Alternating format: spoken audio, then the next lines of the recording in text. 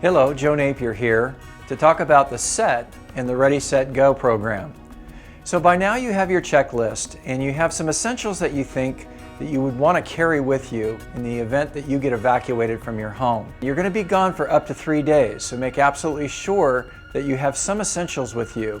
Here we have a kit that my family uses with a backpack, some clothing that you would take, water that you could take with you.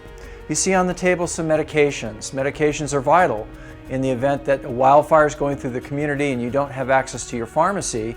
You need to have your medications with you. A great idea is to have a first aid kit with you.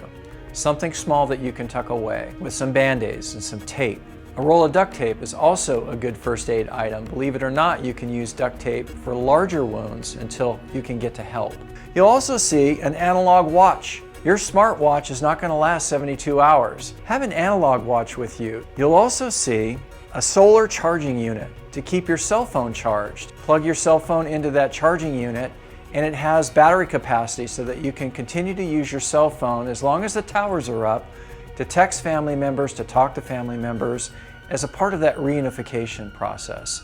Vital information is going to be coming over your cell phone, your smartphone, in the way of situational awareness of temporary evacuation points, where shelters are, where Red Cross is, and where FEMA might be in the event that you lose your home. Communication is vital in evacuation, so making sure that you have your cell phone and making also sure if you have the ability to grab a family radio or a ham radio if you're a ham radio operator. The family radio doesn't require any license of any sort. You can pick one up at a local store and you can use it for communication up to 5 miles to keep in contact with your family. For greater situational awareness, ham radio is the way to go. Amateur radio operators all over can give you great information and you can reach out to them with great distances and communicate with ham radio operators outside of the area where the fire is occurring and inside of the area where the fire is occurring, because our CERT members carry ham radios.